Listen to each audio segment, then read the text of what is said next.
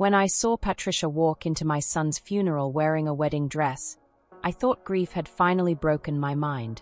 White lace, a veil, a bouquet of white roses clutched in her manicured hands. She glided down the aisle of the funeral home like a bride approaching an altar, her heels clicking against the marble floor with a rhythm that made my stomach turn. I stood there, frozen beside my son's casket, my hand still resting on the polished wood where I'd been whispering my final goodbye. The room fell silent.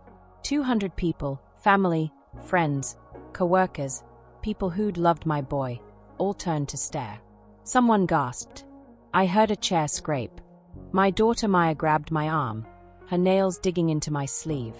"Mom," she whispered. "What is she doing?" I couldn't answer. I couldn't breathe. Because Patricia, my former mother-in-law, the woman who'd made my marriage a living hell 20 years ago, wasn't just wearing a wedding dress to my son's funeral. She was smiling. "Let me back up. Let me tell you about my son before I tell you about the woman who tried to steal even his death from us." Marcus was 32 when he died. A car accident on Highway 95, black ice, wrong place, wrong time, gone in an instant. He'd called me that morning, just to chat. Told me about a promotion he was up for at work. Asked if I wanted him to pick up groceries on his way to dinner that Sunday. His voice was warm, easy, full of plans. 6 hours later, I got the call that ended my world. Marcus was my oldest. My gentle giant, 6'3" with his father's broad shoulders and my soft heart. He worked as a civil engineer, designed bridges and water systems, spent his weekends volunteering at the community center teaching kids how to code. He'd never married, came close once, to a sweet girl named Vanessa, but it didn't work out. "I'm waiting for the right person, Ma," he'd told me over coffee 3 months before he died. "Someone who gets me. No rush." I'd smiled, squeezed his hand. "You've got time, baby." Except he didn't. I raised Marcus and his sister Maya mostly on my own. Their father, my ex-husband Daniel, left when Maya was 4 and Marcus was 6. The divorce was bitter. Daniel's mother Patricia made sure of that. She'd never liked me, never thought I was good enough for her precious son. When Daniel and I split, she blamed me entirely, despite the fact that he was the one who'd cheated, who'd emptied our savings account, who'd walked away without a backward glance. I hadn't seen Patricia in nearly 15 years.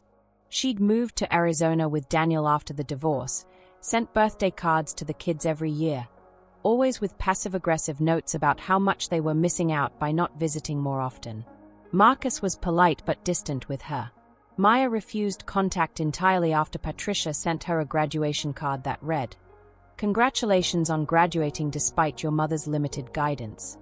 So when Marcus died, I didn't expect her to come to the funeral.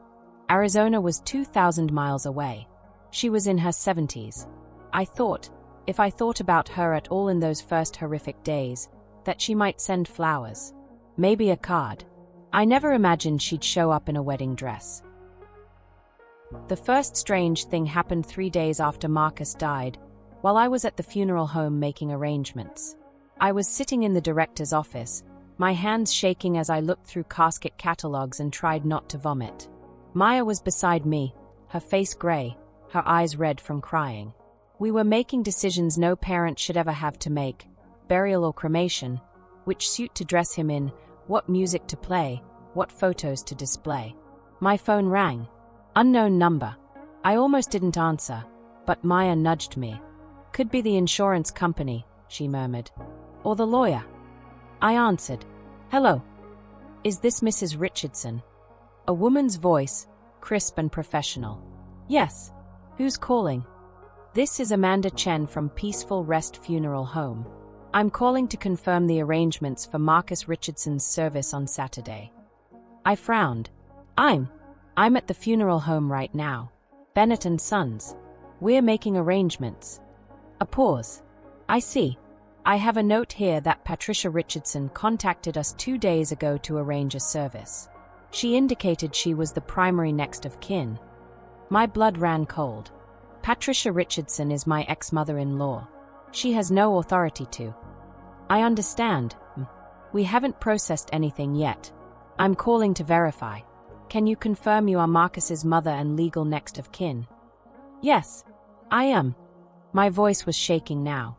Maya was staring at me, her eyes wide. What exactly did Patricia tell you?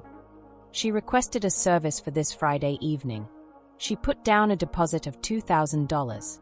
She also asked about, well, she specifically requested that the service include a memorial candlelighting ceremony and that she be allowed to speak first. I felt Maya's hand grab mine under the table. Cancel it, I said, my throat tight. Cancel everything she arranged. I'm his mother. I'm handling this. Of course, Mrs. Richardson. I'll process the refund to her credit card today. When I hung up, Maya was pale. What the hell was that about? I don't know, I whispered. But my hands were trembling, and something cold was settling into my chest, a warning, a premonition. The funeral director, Mr. Bennett, had been quietly sitting across from us. Now he cleared his throat. Mrs. Richardson, has anyone else contacted you about Marcus's arrangements? Any disputes about the service? No. Why? He hesitated, then slid a piece of paper across the desk. We received this fax yesterday. I wasn't sure how to bring it up. I picked it up. It was a letter typed on official-looking letterhead from a law firm in Phoenix, Arizona. To whom it may concern. This letter serves as notice that Patricia Richardson, grandmother of the deceased Marcus Richardson, is contesting the funeral arrangements and asserting her right to participate in planning the service. Marcus Richardson was engaged to be married to Miss Jennifer Hayes at the time of his death, and Mrs. Patricia Richardson is representing Miss Hayes's interests as she is unable to travel due to medical reasons. I read it twice, then 3 times. Who? I said slowly, is Jennifer Hayes. Maya snatched the letter from my hands. Her eyes scanned the page, growing wider with each line. This is insane. Marcus wasn't engaged. He would have told us. Maybe it's a mistake, Mr. Bennett offered gently. Grief can make people confused. Perhaps this Jennifer was a girlfriend your mother-in-law assumed was more serious than she was. But I was already pulling out my phone, scrolling through my recent messages with Marcus. Nothing. No mentions of any Jennifer. I opened his Facebook page. We were friends. I saw his posts regularly. His relationship status, single. His recent photos, him at a work conference, him with his co-workers at happy hour, him and Maya at her birthday dinner last month. No Jennifer. I need to make some calls, I said, standing abruptly. My head was spinning. Mr. Bennett, please don't change anything about the arrangements without my explicit written approval. No matter who contacts you. Of course, Mrs. Richardson.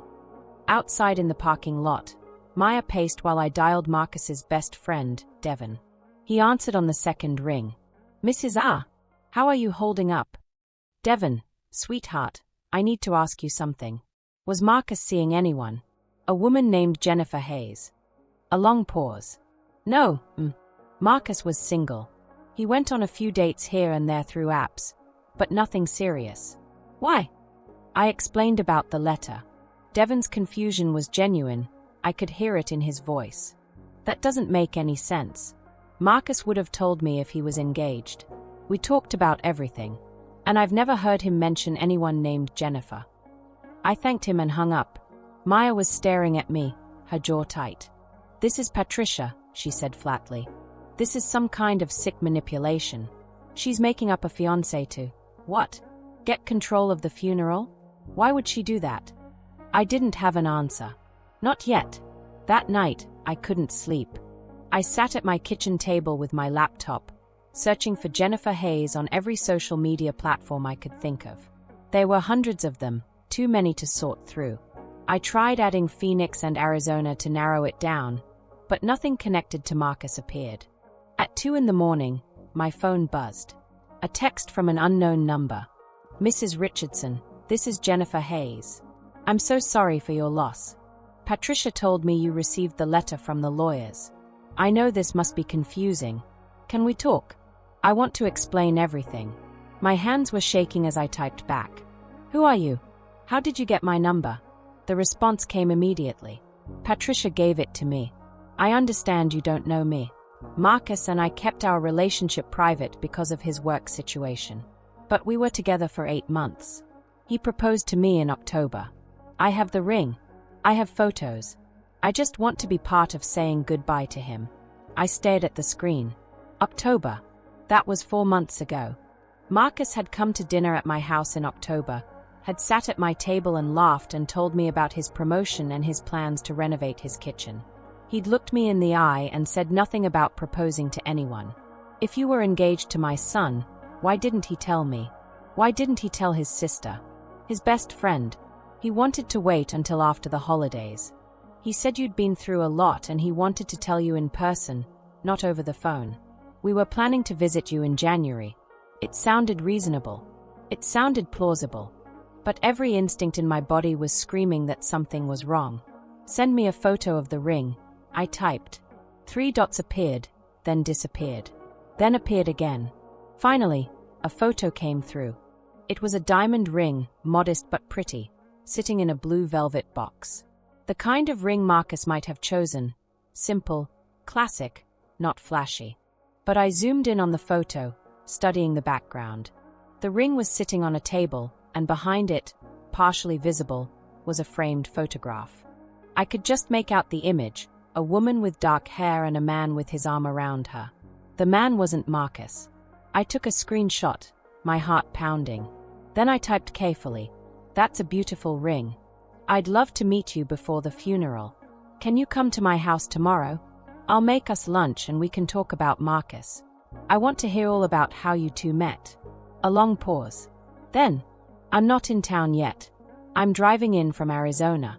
I'll arrive Thursday night." "That's fine. The funeral isn't until Saturday. We'll have time. Where are you staying?" Another pause. "With Patricia. At the Merit downtown." "Of course. With Patricia." I set my phone down and looked at Maya, who'd appeared in the doorway in her pajamas, unable to sleep either. "She's lying," I said quietly. "I don't know who this Jennifer Hayes is, but she's lying about Marcus." Maya sat down across from me. "So what do we do?" I thought about the letter from the lawyers, the fake funeral arrangements, this mysterious fiancé with a ring that featured the wrong man in the background, Patricia's name woven through all of it. "We let her come to the funeral," I said slowly. "We let Patricia think we believe her, and we figure out what the hell they are trying to do." Thursday morning, I went to Marcus's apartment. The police had already released it back to me. There was no investigation needed. The accident had been clearly just that, an accident. I had his keys. I'd been avoiding going there, avoiding seeing his space without him in it. But now I needed answers. Maya came with me. We stood outside his door for a full minute before I could make myself turn the key. His apartment still smelled like him. His cologne, the coffee he drank every morning, the faint scent of the woodworking projects he did in his spare time. His coat was still hanging by the door. His mail was still stacked on the counter, unopened. I had to sit down on his couch and breathe for a moment before I could move. "What are we looking for?" Maya asked softly. "Anything about Jennifer Hayes? Anything about Patricia? Any sign that he was engaged or planning to get married?" We searched for 3 hours. We went through his desk drawers, his filing cabinet, his closet. We checked his computer. Maya knew his password. He'd given it to both of us in case of emergency. We looked through his emails, his browser history, his documents folder. Nothing. No emails from or about Jennifer Hayes. No saved photos.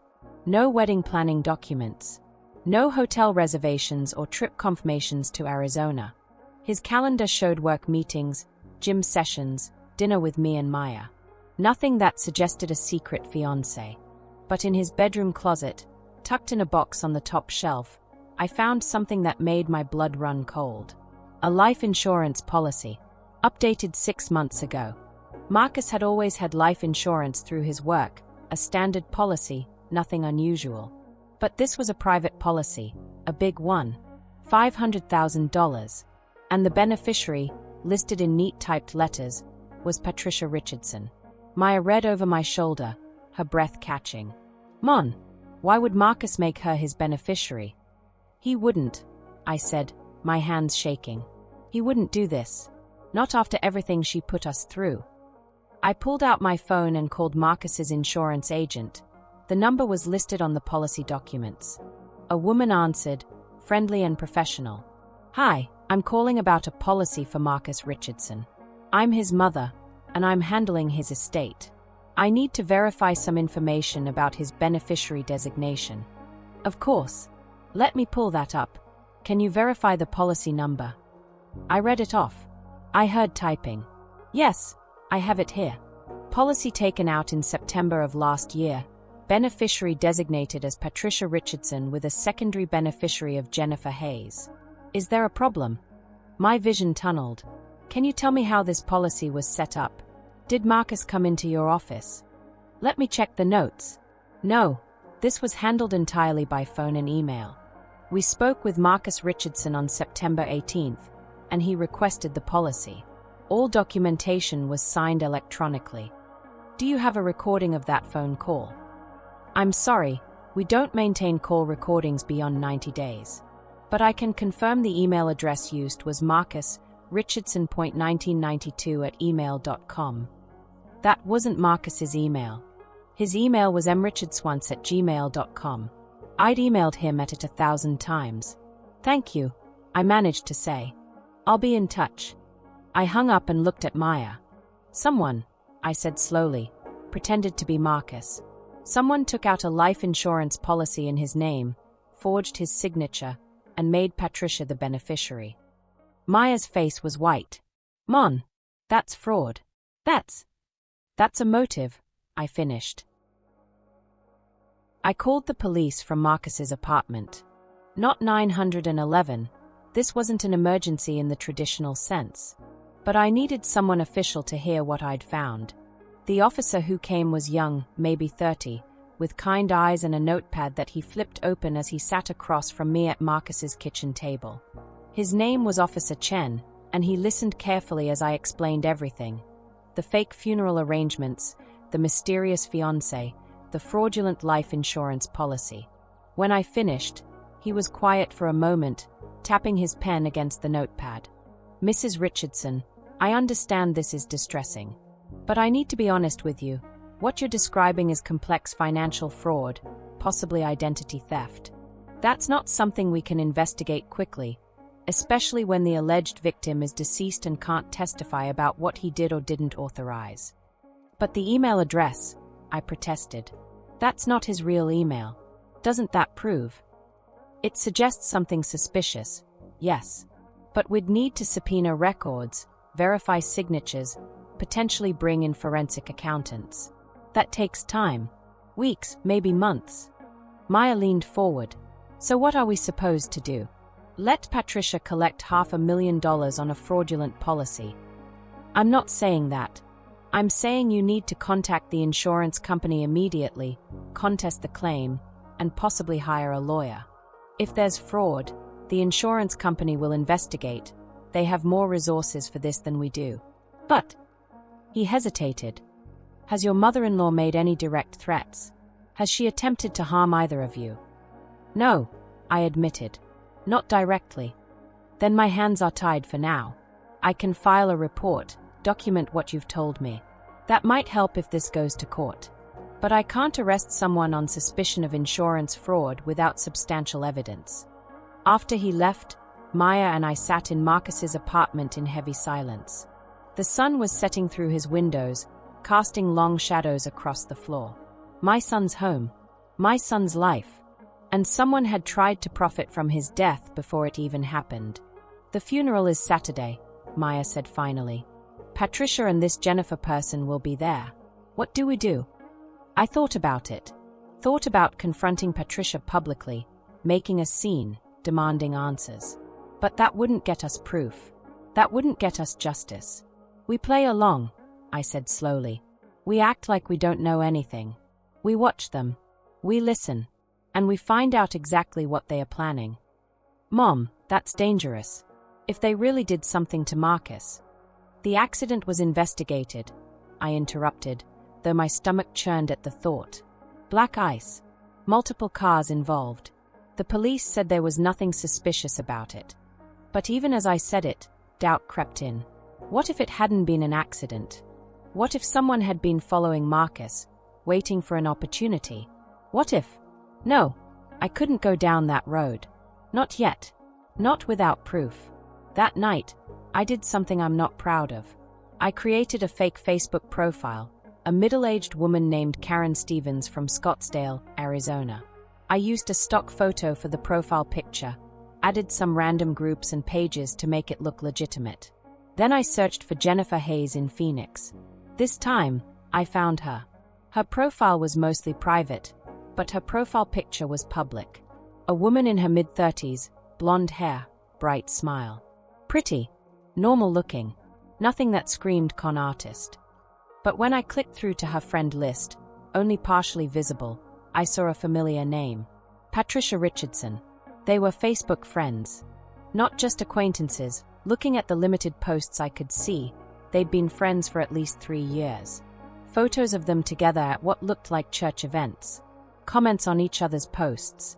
Birthday wishes. This wasn't a stranger Patricia had recruited. This was someone she knew. Someone she'd planned this with. I took screenshots of everything I could access, then went deeper. I searched Jennifer Hayes' name along with terms like fraud, scam, arrest. Nothing came up. She appeared to be a normal person, worked as an administrative assistant at a dental office, posted photos of her cat, shared recipes. But everyone looks normal online. I was about to close my laptop when I noticed something in one of Jennifer's older profile pictures, from about 2 years ago. She was standing in front of a building with a sign partially visible behind her, Desert Bloom Retirement Community. I zoomed in. The photo was tagged with a location, Phoenix, Arizona. I opened a new tab and searched for Desert Bloom Retirement Community. It was a nursing home, and according to their website, they specialized in memory care for patients with dementia and Alzheimer's. My hands went cold. I clicked back to Patricia's Facebook page. Her profile was public, probably because she didn't understand privacy settings. I scrolled through her photos, going back 2 years. There! A photo of Patricia standing in what looked like the same lobby as Jennifer's photo. The caption read, "Visiting mother at her new home. Grateful for the wonderful care staff here." Patricia's mother had been in that nursing home. The same one where Jennifer worked. I sat back, my mind racing. Patricia's mother. A woman with dementia, possibly Alzheimer's. A woman who wouldn't remember signing documents. Who wouldn't question what her daughter told her to do. And Jennifer, who worked there, who would have had access to her. "Maya," I called out. My daughter appeared in the doorway, toothbrush in hand. "Patricia's mother. Your great-grandmother.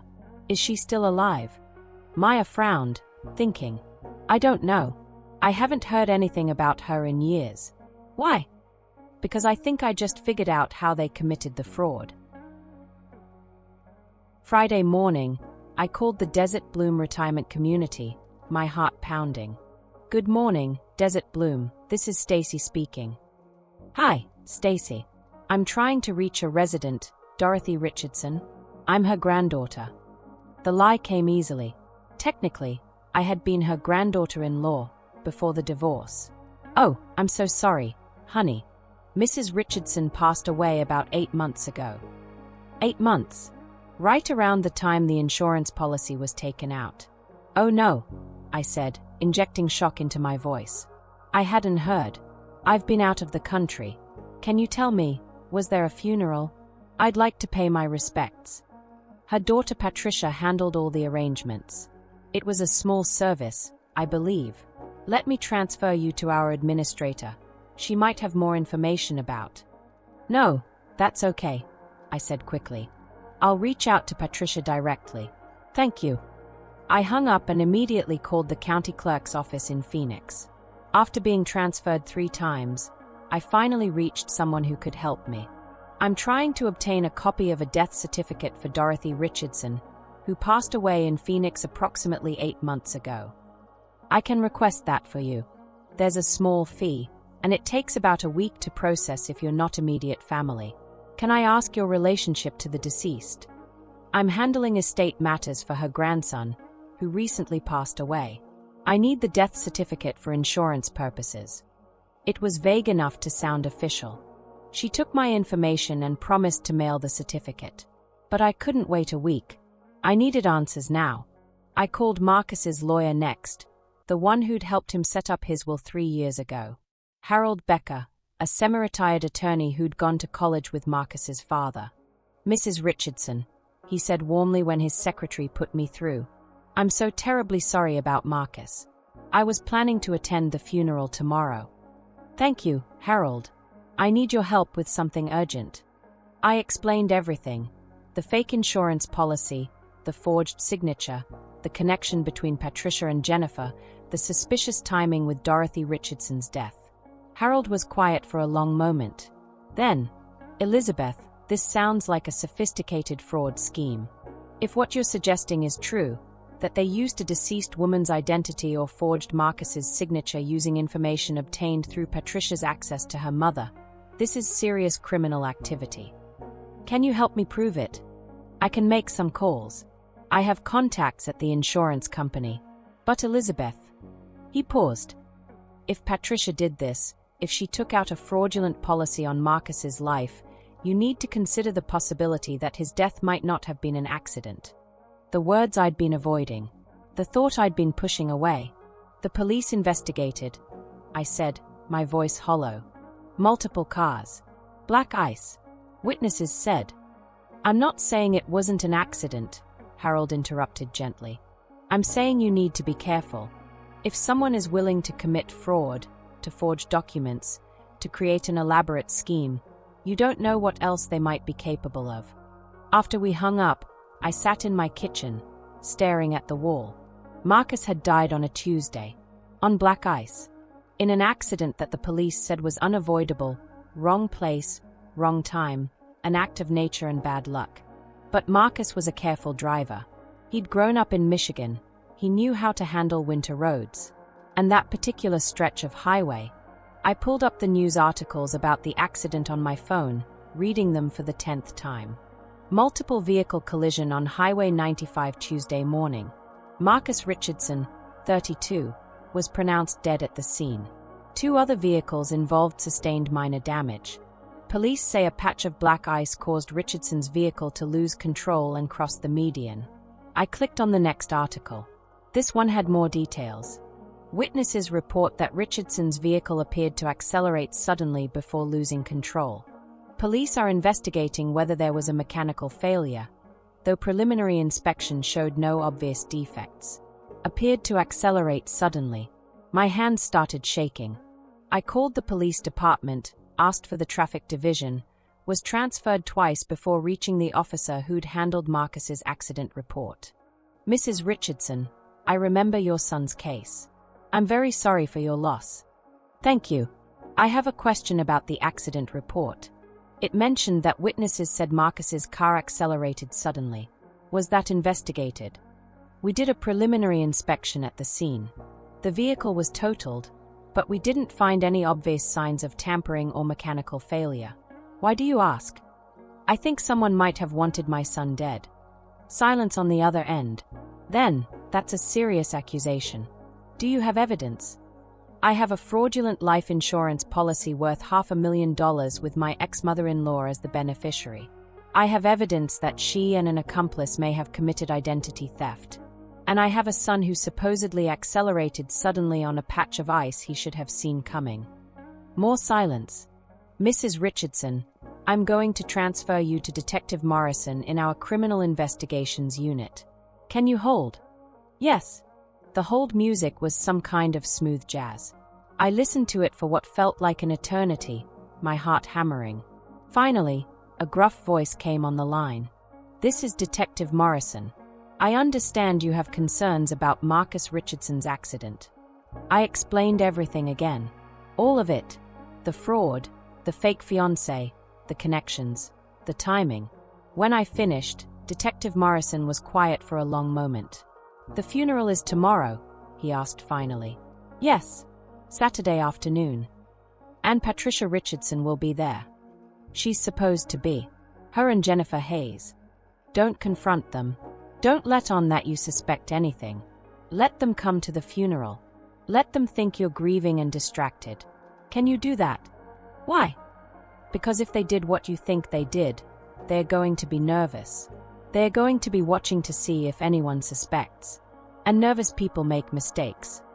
You believe me? I believe there are enough red flags here to warrant a closer look. I'm going to make some calls, request that the vehicle be re-examined, look into the insurance policy. But Mrs. Richardson, his voice turned serious. If these people are dangerous, I don't want you putting yourself at risk. Let us handle this. The funeral is at 2 p.m. tomorrow at Bennett & Sons Funeral Home. Will you be there? I'll have officers present. Plainclothes.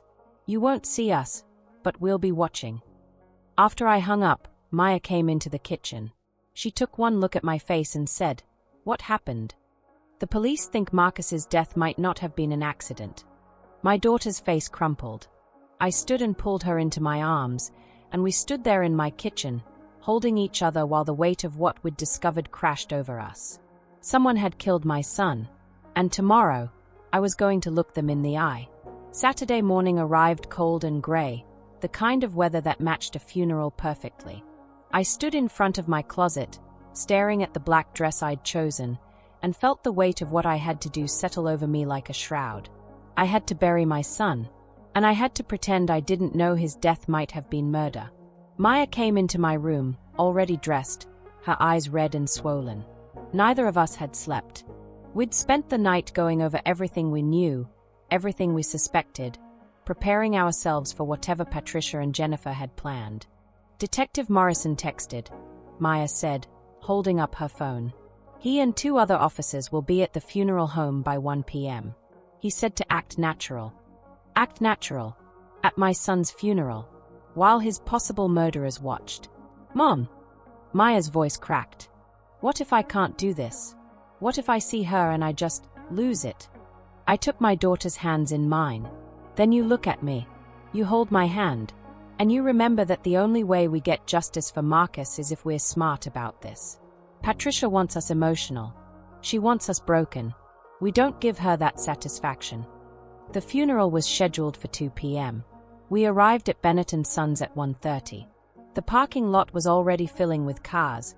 Marcus had been loved by so many people. His co-workers, his friends from college, neighbors, people from the community center where he volunteered. Mr. Bennett met us at the door, his expression somber and professional. Mrs. Richardson, Maya. Everything is prepared.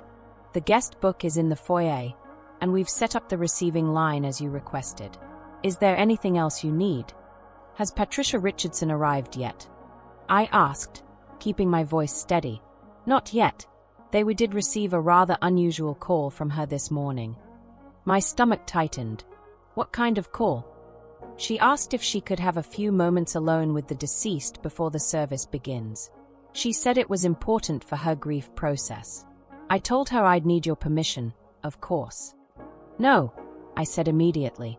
Absolutely not. Mr. Bennett nodded. I thought you might say that. I'll inform her if she asks again. Maya and I walked into the viewing room, and the sight of Marcus's casket nearly broke me all over again. They'd done a good job. He looked peaceful, dressed in his favorite navy suit, his hands folded over his chest. But he didn't look like Marcus. He looked like a wax figure of my son, something hollow and empty. I approached slowly, my legs shaking. Maya stayed close beside me.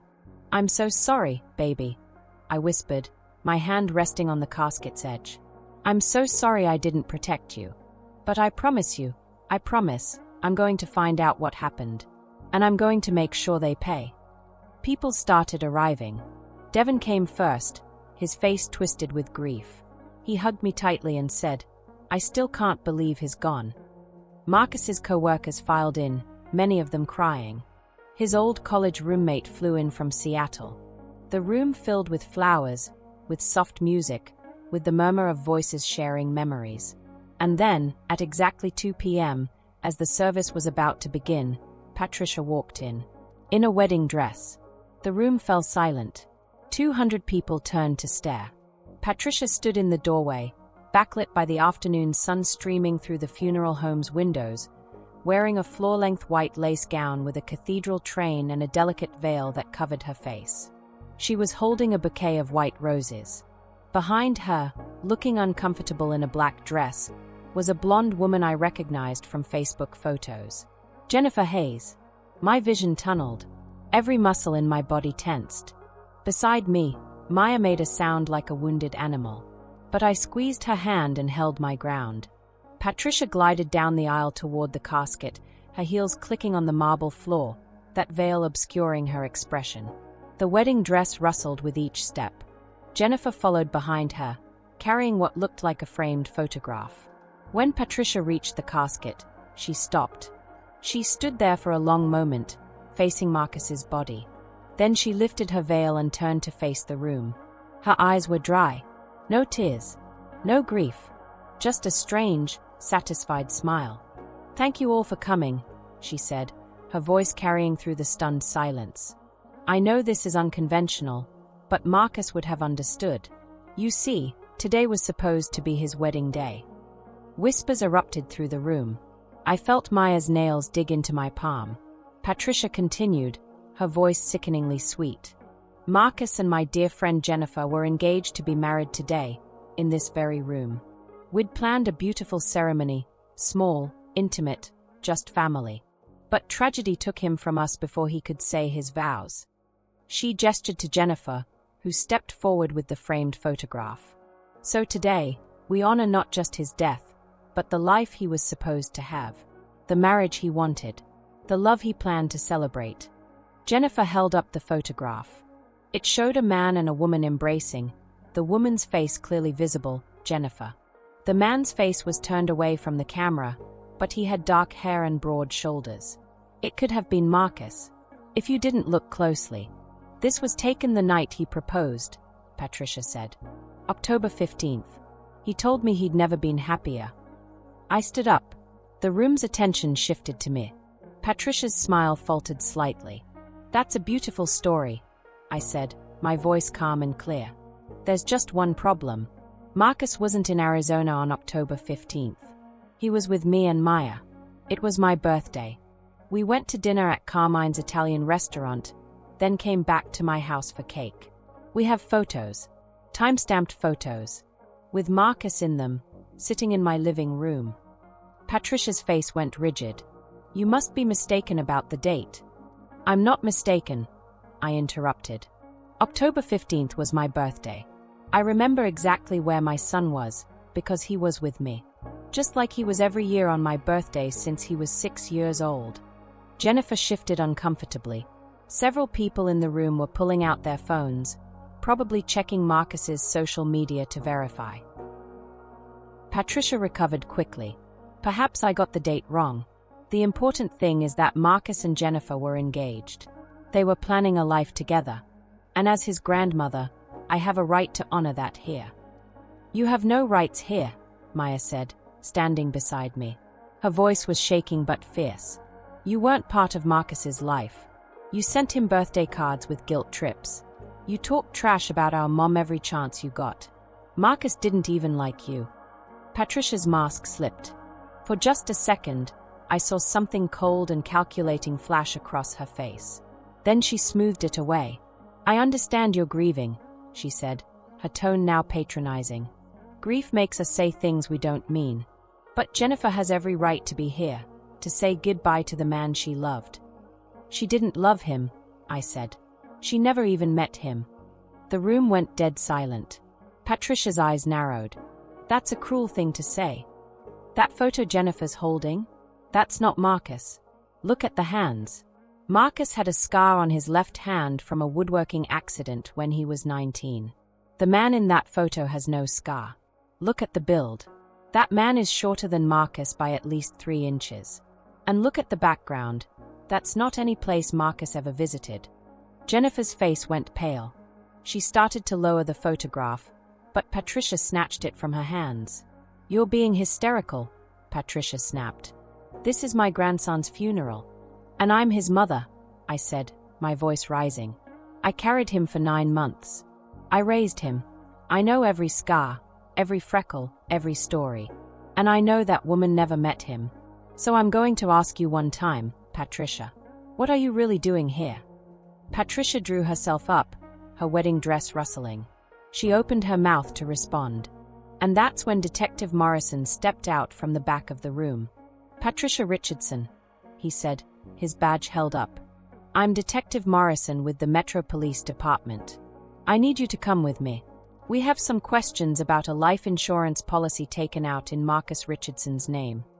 The room erupted. People were gasping, talking, turning to each other in confusion. Patricia's face went from red to white. I don't know what you're talking about, she said, but her voice was too high, too defensive. We can do this here, or we can do this at the station, Detective Morrison said calmly. Your choice. Jennifer tried to back away, but another plainclothes officer materialized beside her, showing his badge. Jennifer Hayes, we'd like to talk to you as well. I didn't do anything, Jennifer said immediately, her voice panicked. Patricia said she needed help with some paperwork. I didn't know. Jennifer, shut up, Patricia hissed. But Jennifer was shaking her head, tears streaming down her face. No, I'm not going to jail for you. I told you this was wrong. I told you someone would find out. Shut up. Detective Morrison stepped between them. Ladies, we're going to take this outside. Mrs. Richardson, I'm sorry to interrupt the service. It's fine, I said, my voice steady despite the fact that my heart was racing. Take them. As the officers escorted Patricia and Jennifer toward the door, Patricia turned back to look at me. Her wedding dress dragged behind her, the veil askew. And in her eyes, I saw pure hatred. You always thought you were better than me, she spat. You and your perfect little family. But you're nothing. You hear me? Nothing. Maybe, I said quietly. But my son loved me. And he never loved you. They led her out. The room was in chaos, people talking over each other, asking questions, demanding to know what was happening. Mr. Bennett was trying to restore order, suggesting we all take a moment. But I walked to Marcus's casket. I put my hand on the smooth wood and closed my eyes. Got them, baby, I whispered. I got them. Maya came to stand beside me, her hand finding mine. We stood there together, my daughter and I, as the room slowly settled around us. And then, quietly, someone started clapping. I turned to see Devon, tears streaming down his face, applauding. Then Marcus's co-worker Sarah joined in. Then another person. And another. Until the entire room was clapping, not for a performance, but for justice. For Marcus. For the truth. I let the tears come finally.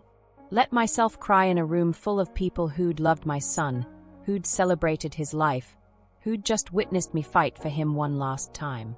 After the officers left with Patricia and Jennifer, Mr. Bennett suggested we take a 30-minute break before continuing with the service. People filed out to the lobby, to their cars, to make phone calls. The room buzzed with shocked conversations. Maya and I stayed by Marcus's casket. I couldn't leave him. Not now. Devon approached us hesitantly. Mrs. R., what just happened? Was that real? I nodded, exhausted. Patricia took out a fraudulent life insurance policy on Marcus. $500,000. We think she and Jennifer forged his signature, probably using information from Patricia's mother before she died. Devon's face went pale. You don't think, the accident? I don't know, I said honestly. The police are investigating. They are going to re-examine Marcus's car. He sat down heavily in one of the chairs. This is insane. I mean, I knew Patricia was a piece of work from what Marcus told me, but this... He shook his head. Marcus would be. God, he'd be so angry. He'd also be proud of his mom, Maya said quietly, squeezing my hand, for fighting back. Detective Morrison returned about 20 minutes later. He pulled me aside, away from the other mourners who were starting to filter back in. We've taken them to the station for questioning, he said. Jennifer's already talking. She's terrified of going to jail. According to her preliminary statement, Patricia approached her about a year ago with a business opportunity. Jennifer worked at the nursing home where Patricia's mother was a patient.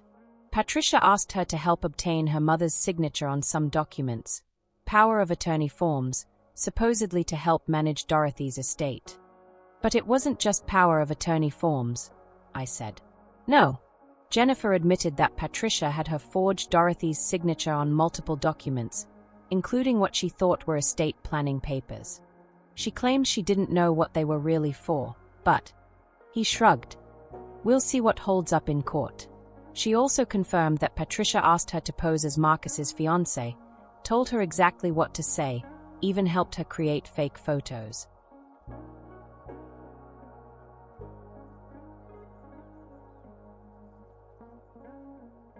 What about the insurance policy? We're still tracing that. But the insurance company is cooperating fully. They've frozen any payout pending investigation. And here's something interesting. When we searched Patricia's hotel room, we found documents. Lots of documents. Bank statements, property records, copies of Marcus's personal information. She'd been planning this for a long time. My stomach turned. How long? At least 18 months, based on the dates on some of the papers. She had files on Marcus, his address, his workplace, his daily routine. She knew where he went, what time he left for work, what route he took. The room spun. I grabbed the back of a chair for support. You're saying she was stalking him? I'm saying she was gathering information. Whether that extended to more direct action, we're still investigating. He paused. Mrs. Richardson, I need to ask you something. When was the last time Marcus had any contact with Patricia? I thought back. His grandmother's funeral, maybe? 8 or 9 months ago. He flew to Arizona for the service. Stayed 2 days. Did he mention anything unusual? Anyone following him? Strange phone calls? Anything out of the ordinary? No. But Marcus wouldn't necessarily tell me if something minor happened. He didn't like to worry me. Detective Morrison nodded. We're going to need to go through his phone records, his emails, his financial statements. With your permission, of course. Whatever you need. I want to know what happened to my son. After Detective Morrison left, we resumed the funeral service. It was surreal, standing up to deliver Marcus's eulogy after everything that had just happened. But I forced myself to focus on him, on his life, on the man he'd been rather than the conspiracy that had ended his life. I talked about Marcus as a little boy, how he'd line up his toy cars in perfect rows and get upset if anyone moved them. How he'd cried the first day of kindergarten but came home excited because he'd made 3 new friends. How he'd held Maya when she was born and promised her he'd always protect his little sister. I talked about Marcus the teenager, gangly and awkward, hiding behind his too long hair, spending hours in the garage building things out of wood and wire. How he'd gotten his first girlfriend at 17 and been so nervous he threw up before picking her up for their first date. I talked about Marcus the man, the engineer who wanted to build bridges that would last 100 years, the volunteer who taught kids that they could create anything with enough patience and practice, the son who called his mother every Sunday without fail. By the time I finished, there wasn't a dry eye in the room, including my own. After the service, we drove to the cemetery. The burial was supposed to be private, just close family and friends, but word had spread. News vans were parked outside the cemetery gates. Reporters with cameras. I saw one with a headline already drafted on her tablet. Grandmother arrested at grandson's funeral in insurance fraud scheme. Mom, should we say something? Maya asked as we walked past them toward the burial site. Not now, I said. Today is for Marcus. We buried my son on a hill overlooking a small pond, under an oak tree that was just starting to bud with spring growth. As they lowered his casket into the ground, I thought about all the things he'd never get to do. Never get married for real. Never have children. Never finish that kitchen renovation he'd been planning. All of it stolen. By greed. By a woman who'd hated me so much she'd destroyed my son to hurt me. After the burial, back at my house, people brought food and flowers and shared stories about Marcus. Devon told everyone about the time Marcus had stayed up all night helping him study for his engineering finals. Sarah from his office talked about how Marcus always remembered everyone's birthday and would leave cards on their desks. My house was full of love, full of grief, full of people who genuinely cared about my boy. And then my phone rang. Detective Morrison. I stepped out onto the back porch, away from the noise. Hello. Mrs. Richardson, we've finished the preliminary re-examination of Marcus's vehicle. I need you to sit down for this. I was already sitting on the porch steps, but my hands started shaking. What did you find? The brake lines had been cut. Not completely, they were partially severed, designed to fail under stress. When Marcus hit his brakes on that ice, the lines gave out. He had no way to stop or control the vehicle. The world tilted. I heard myself make a sound, something between a gasp and a sob. Mrs. Richardson, are you there? Someone murdered my son, I whispered. Someone actually murdered him. Yes. And we have security footage from Marcus's apartment complex parking garage from the night before the accident. We can see someone approaching his vehicle around 2 a.m. We're working on enhancing the image, but Mrs. Richardson, the person in the footage, is wearing a long coat and what appears to be a scarf or veil over their hair. A wedding veil. Patricia's signature accessory. Are you going to arrest her for murder? We're building the case. We have the fraud, the stalking evidence, the forged documents, Jennifer's testimony about Patricia's obsession with you and Marcus. Now we have the sabotaged vehicle and potential visual evidence. The DA thinks we can make it stick. After we hung up, I sat on my porch steps and stared at my backyard. The garden Marcus had helped me plant last summer, the bird feeder he'd built from scrap wood, the stepping stones we'd laid together when he was 12. Inside, I could hear the murmur of voices, the clink of dishes, the sounds of people trying to comfort each other.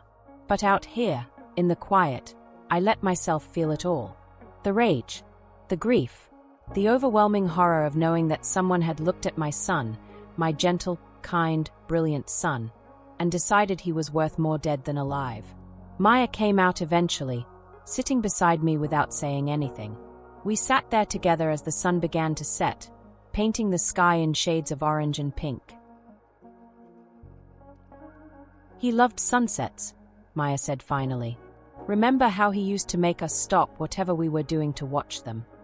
He said every sunset was unique, I replied, my voice thick with tears. That you'd never see that exact combination of colors again. Mom, what happens now? I took a deep breath. Now we make sure Patricia pays for what she did. Every single day she spends in prison, she'll know it was because she underestimated Marcus's mother. Maya leaned her head on my shoulder. She definitely did that. The news broke nationally by Monday morning. Grandmother arrested in plot to murder grandson for insurance money. Woman wore wedding dress to funeral before arrest for fraud, murder. Patricia Richardson charged with first-degree murder, insurance fraud, identity theft. My phone rang constantly. Reporters wanted interviews. Producers from true crime shows wanted to feature Marcus's story. Even a literary agent called, asking if I'd consider writing a book. I declined everything. This wasn't entertainment. This was my son's life. But I did agree to one interview, with a local reporter who'd covered Marcus's volunteer work at the community center. She'd written beautiful pieces about his coding classes for kids. She understood who he really was. We sat in my living room, and I told the story. All of it. From the divorce 20 years ago, to Patricia's decades of resentment, to the fraudulent insurance policy, to the sabotaged brake lines. Why do you think she did it? The reporter asked gently. Hate, I said simply. She hated me for divorcing her son, even though he was the one who destroyed our marriage. She hated that I raised Marcus and Maya successfully without Daniel. She hated that they loved me and barely tolerated her. And somewhere along the way, that hate became something poisonous enough to kill. What do you want people to know about Marcus? I looked at the photo on my mantle, Marcus at his college graduation, grinning widely, his arm around Maya. That he was good. Genuinely, deeply good. He helped people because it made him happy. He called his mother every Sunday. He volunteered his time. He was the kind of person who made the world better just by being in it. and someone took that away for money. The interview aired that evening. By the next morning, the community center had set up a memorial fund in Marcus's name. Donations poured in, enough to fund his coding program for the next 5 years. His co-workers created a scholarship for engineering students. The city council voted to name a bridge he'd helped design, Marcus Richardson Memorial Bridge.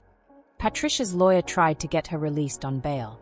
The DA fought it, arguing she was a flight risk and a danger to me and Maya. The judge agreed. Patricia remained in custody. Jennifer Hayes took a plea deal, testifying against Patricia in exchange for reduced charges. She'd served 2 years for fraud and forgery, but she'd avoid the murder charges. In her testimony, she described how Patricia had approached her at the nursing home, befriended her, slowly drawn her into the scheme. She made it sound harmless at first, Jennifer said on the stand, crying. Just helping an old woman with paperwork. Then it was creating a fake email account. Then it was posing for photos. By the time I realized how deep I was in, I was terrified to back out. Did Patricia Richardson ever discuss harming Marcus Richardson? The prosecutor asked. Jennifer hesitated, then nodded. About a month before he died, she said it would be easier if something just happened to him. An accident. She asked me if I knew anyone who could help with that kind of thing. I told her no. I told her I wanted out. But she threatened to turn me in for the fraud if I didn't stick to the plan. Did you warn Marcus Richardson? No. Jennifer's voice broke. God help me, I didn't. I thought she was just talking. I didn't think she'd actually do it. The trial lasted 3 weeks. I attended every day, sitting in the front row with Maya, staring at Patricia as witness after witness described her obsession, her planning, her hatred. Patricia never looked at me. Not once. She sat at the defense table in a modest navy suit, her expression blank, as if she was somewhere else entirely. The forensic evidence was damning.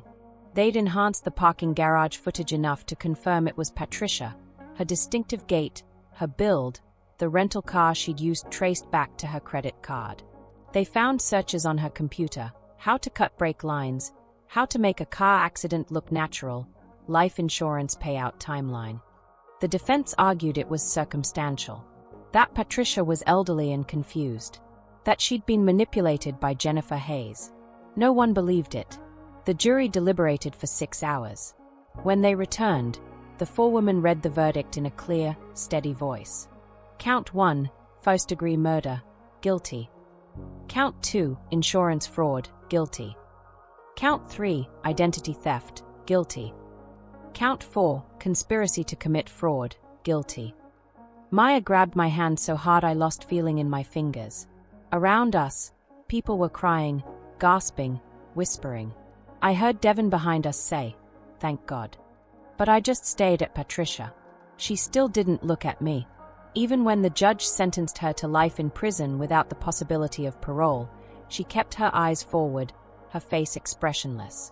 It wasn't until the bailiffs came to take her away that she finally turned. Our eyes met across the courtroom, and I saw it there, in her face, not remorse, not regret, but rage. Pure, undiluted rage that she'd been caught. That I'd won. I didn't look away. I held her gaze until they led her out of the courtroom, until she disappeared behind the doors that would keep her locked away for the rest of her life. 3 months after the verdict, I finally went back to Marcus's apartment. I'd been paying the rent, unable to face packing up his things, unable to admit that he was never coming home. But the lease was ending, and it was time. Maya came with me. We stood outside his door again, just like we had that day we'd searched for evidence. But this time felt different. Heavier. More final. You ready? Maya asked softly. I nodded, though I wasn't sure I'd ever be ready for this. Inside, everything was exactly as Marcus had left it. His coffee mug still sat on the counter, a ring of dried coffee at the bottom. His jacket on the hook. His laptop on the desk, closed but waiting, as if he'd just stepped out and would be back any moment. We worked slowly, methodically. Maya handled his clothes, folding each shirt and sweater with care, separating items to donate from things we wanted to keep.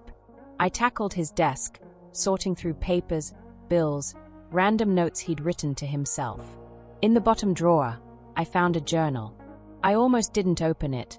Marcus had always been private, and reading his personal thoughts felt like a violation. But something made me flip to the last entry, dated 2 days before he died. Mom's birthday is coming up. Need to remember to order flowers. She always says she doesn't need anything, but I know she loves the tulips from that place on 5th Street. Maya mentioned she's thinking about going back to school. I should offer to help with tuition. She won't ask, but I know money's tight for her. Been thinking a lot about Dad lately. Not sure why. Maybe because I ran into his old friend Tom at the hardware store, and he asked about him. I didn't know what to say. It's been 20 years, and I still don't really know how to talk about him. Sometimes I wonder if I should try to reconnect. But then I remember how he left. How he chose whatever else he wanted over us. And I think, why would I give him the chance to hurt Mom again? She's been through enough. I think the right person is out there for me. Just haven't found her yet. But when I do, I want her to meet Mom first. If Mom doesn't approve, it's a deal breaker. Some guys say that's letting your mom run your life, but I don't see it that way. Mom has good instincts. She sees through bullshit. And after everything she's survived, she deserves to see me happy with someone good. Anyway, need to finish that bridge proposal by Friday. And remember the tulips. Always the tulips. I closed the journal, tears streaming down my face. Maya looked over from where she was folding shirts. Mom, what is it? I handed her the journal, open to that page. She read it, her own tears falling, and then she crossed the room and wrapped her arms around me. He loved you so much, she whispered. I know, I said. I always knew. We found other things that day. Photos of us tucked into books. Birthday cards we'd given him over the years, saved in a box. A framed picture of the 3 of us from Maya's high school graduation, sitting on his bedside table where he'd see it every morning. Evidence of love. Evidence of the life we'd built together, the family we'd been. And in his closet, wrapped in tissue paper, I found a jewelry box. Inside was a necklace, delicate silver chain with a small pendant shaped like a bridge. There was a note attached in Marcus's handwriting, for Mom's birthday. Because she's the bridge that held our family together when everything else fell apart. I held it against my chest and sobbed. Maya held me while I cried, the 2 of us sitting on Marcus's bedroom floor, surrounded by his things, mourning the man we'd lost and the future that had been stolen from us. A week later, the insurance company released Marcus's legitimate life insurance policy, the one through his work, the one that listed Maya and me as beneficiaries, 50-50 split. It wasn't much, only $50,000 total, but it was legitimate. Money Marcus had actually intended for us. I used my portion to do 3 things. First, I paid off Maya's student loans in full. Marcus had wanted to help her go back to school. Now he had, in his own way. Second, I made a donation to the community center in Marcus's name, enough to expand his coding program and hire a full-time instructor to continue his work. Third, I hired a lawyer to help me establish the Marcus Richardson Foundation, a non-profit dedicated to helping victims of family fraud and elder abuse, offering free legal services and support to people going through what we'd experienced. Because Patricia and Jennifer hadn't just hurt us. Detective Morrison told me they'd found evidence suggesting Patricia had done this before. Smaller schemes, forged signatures on her mother's accounts, questionable insurance claims. We'd been the big score, but they had been others. The foundation's first client was a woman named Carol, whose daughter had stolen her identity and ruined her credit. Carol had no money for a lawyer, no idea how to fight back, no support system. She'd almost given up. We helped her, connected her with attorneys, walked her through the process. 6 months later, her daughter was in jail, and Carol's credit was being repaired. "You saved my life," Carol told me at one of our foundation meetings. I thought I was going crazy. I thought no one would believe me. "I believe you," I said. "And I'm going to make sure other people do too." The foundation grew. We helped a man whose brother had forged his signature on a reverse mortgage. A woman whose son had stolen her retirement savings. an elderly couple whose financial advisor had embezzled from their accounts. Each case was different, but they all had the same core: family betrayal, financial abuse, and victims who'd been made to feel like they were overreacting or paranoid. Maya joined the foundation as its operations director. She'd quit her retail job and found her purpose helping other families navigate the nightmare we'd lived through. Marcus would be proud of this, she said one evening as we locked up the office. He always wanted to help people. He is helping people, I replied. Through us.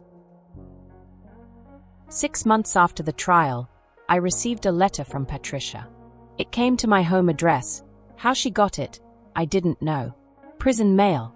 My hands shook as I opened it.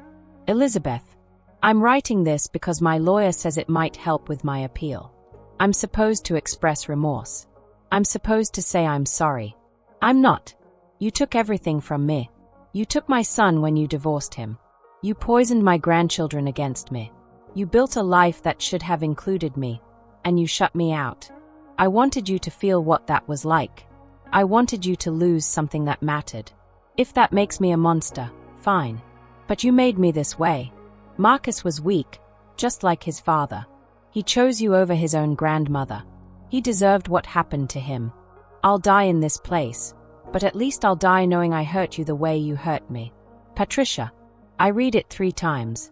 Then I walked to my fireplace, struck a match, and watched it burn. Maya came in as the last corner curled into ash. What was that? Nothing important, I said. Just Patricia trying to hurt me one more time. Did it work? I thought about it. Thought about the rage in those words, the complete absence of remorse or humanity. Thought about a woman so consumed by hate that she'd murdered her own grandson. No, I said finally. It didn't work. Because she's wrong about everything. She didn't make me weak. She made me stronger. She didn't destroy our family. She made us closer. And Marcus didn't deserve what happened to him, but she absolutely deserves where she is now. Maya hugged me. I'm glad she's locked up. I'm glad we'll never have to see her again. Me too, baby. Me too. A year after Marcus's death, the city held a dedication ceremony for the bridge that now bore his name. It was a beautiful day, sunny, warm, the kind of spring morning Marcus had always loved. The bridge spanned a creek in the park where he used to jog, connecting 2 neighborhoods he'd worked to improve through his volunteer projects. The mayor gave a speech about Marcus's contributions to the city. Devin spoke about his friendship. Sarah from his office talked about his kindness and dedication. And then they asked me to speak. I stood at the podium, looking out at the crowd, hundreds of people who'd known Marcus, who'd been touched by his life, who'd come to honor his memory. My son built bridges, I began. Literal bridges, like this one, structures meant to connect, to help people reach where they need to go.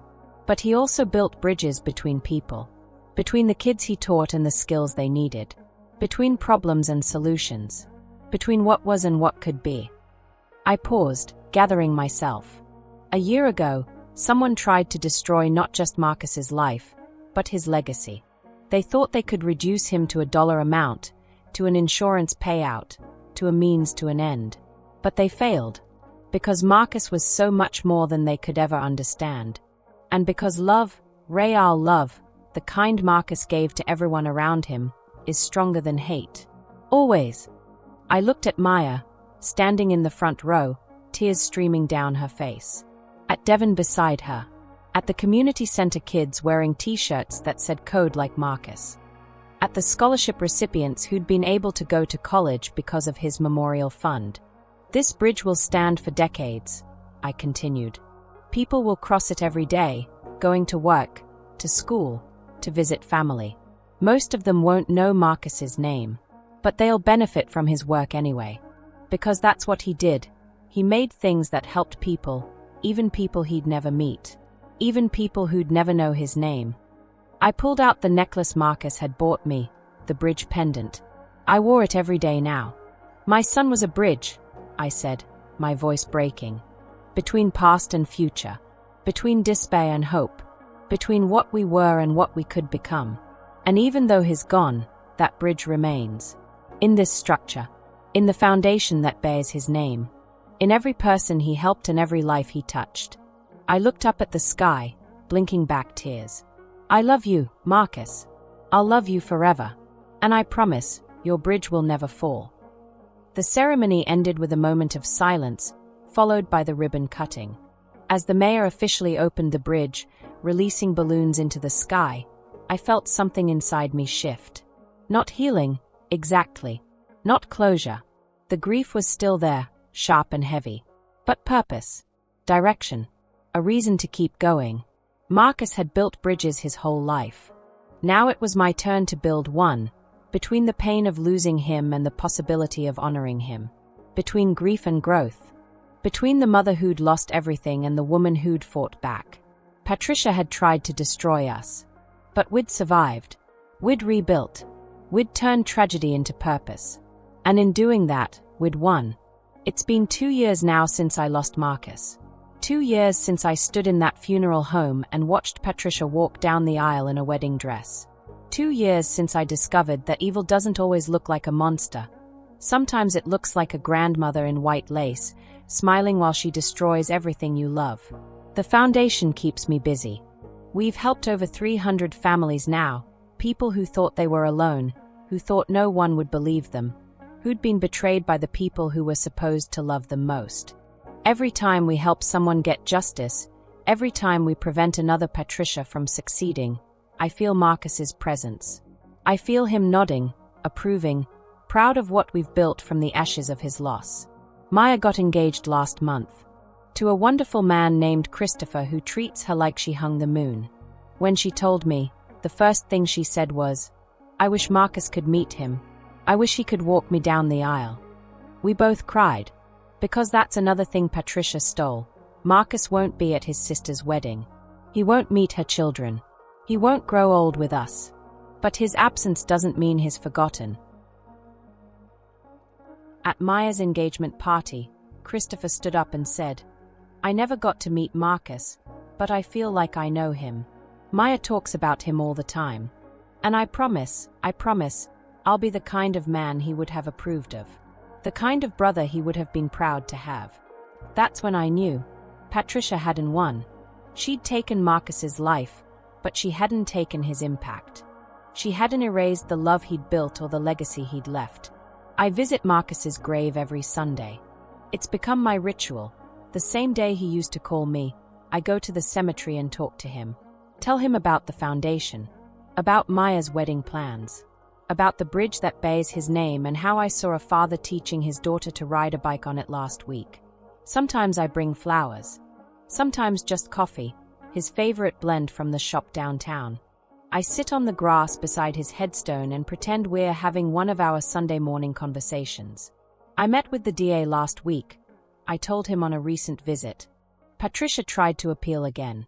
They denied it. She'll be in prison for the rest of her life. I know I'm supposed to feel something about that, mercy, maybe, or pity. But I don't, baby.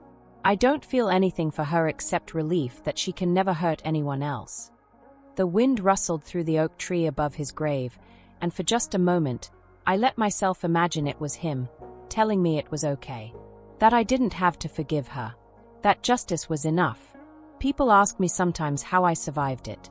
How I kept going after losing my son and discovering he'd been murdered by his own grandmother. How I didn't just collapse under the weight of it all. The truth is, I did collapse. Many times. There were nights I couldn't get out of bed. Days I couldn't eat. Moments when the grief was so overwhelming I wasn't sure I'd survive it. But then I'd think about Marcus. About the way he lived his life. With purpose. With kindness. With the determination to make things better even when it was hard. And I'd think, if I give up now, if I let Patricia's hatred win, then she takes him from me twice. I couldn't let that happen. So I got up. I kept going. I built something meaningful from the rubble of my broken heart. The hardest part isn't the big moments, the birthdays he'll never have, the holidays without him. It's the small things. Passing his favorite restaurant and remembering how he always ordered the same thing. Hearing a song he loved on the radio. Finding one of his old t-shirts in the laundry and realizing I'll never wash his clothes again. It's the phone calls I'll never get. The Sunday mornings that are quiet now. The realization that I'll never hear him say, "I love you, Ma," again. Grief isn't something you get over. It's something you learn to carry. Some days the weight is manageable. Some days it crushes you. But you keep walking anyway, because that's what the people we've lost would want. That's what Marcus would want. Maya and I have a tradition now. On the anniversary of Marcus's death, we don't mourn. Instead, we celebrate. We go to the community center and teach a coding class in his name. We visit the bridge and leave flowers. We donate to a charity he would have loved. We spend the day doing things he would have done, helping people, building connections, making the world a little bit better. Because that's how we honor him. Not by dwelling on how he died, but by celebrating how he lived. Patricia took his life, but she couldn't take his light. That lives on, in the bridge, in the foundation, in the hundreds of people he helped and the thousands more we'll help in his name. That lives on in me, in Maya, in everyone who knew him and loved him and refuses to let his memory fade. So that's my story. That's how I survived the worst thing that ever happened to me. How I looked evil in the face and fought back. How I turned my grief into purpose and my pain into power. I'm not the same woman I was before Marcus died. I'm harder now, more cautious, less willing to trust. But I'm also stronger, more determined, more certain that love, real, fierce, protective love, is worth fighting for. Patricia thought she could break me. She thought taking my son would destroy me. She was wrong. I want to ask you something, everyone listening to this story. If someone betrayed you the way Patricia betrayed us, if someone hurt the person you love most in this world, what would you do? Would you fight back? Would you seek justice? Or would you let them win? I'd like to think you'd fight. I'd like to think you'd stand up and say, "No. Not today. Not ever. You don't get to destroy what I love and walk away." Because that's what I did. That's what Maya did. And that's what Marcus would have done if our positions were reversed. We fought. We won. And we built something beautiful from the ashes of our tragedy. If you're going through something similar, if someone in your family has betrayed you, stolen from you, hurt you in ways you thought were unforgivable, please know you're not alone. There are people who will believe you. People who will fight with you. Organizations like our foundation that exist to help. You don't have to face it alone. You don't have to let them win. I wear Marcus's bridge necklace every single day. When I touch it, I remember his words, even though I only read them after he was gone. Because she's the bridge that held our family together when everything else fell apart. I was his bridge. But now he's mine, connecting my past to my future, my grief to my purpose, my loss to my legacy. Patricia wore a wedding dress to my son's funeral thinking she'd won. Thinking she'd gotten away with murder and was about to collect $500,000. Instead, she got life in prison. And I got something she could never understand, a purpose bigger than revenge, a family stronger than hate, and a love that death itself couldn't destroy. Marcus is gone, but his bridge stands.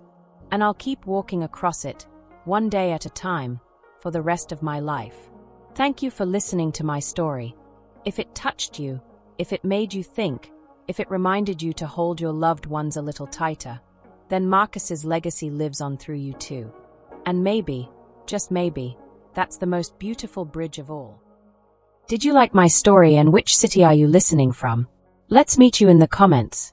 If you liked the story, you can support me by sending a super thanks so I can keep bringing more stories like this. Thank you so much for your sweet support. I'm looking forward to your comments on the story. On the screen, you can see 2 new life stories that I highly recommend. There's so much more on my channel. Don't forget to subscribe to my channel. See you in the next life story. With love and respect.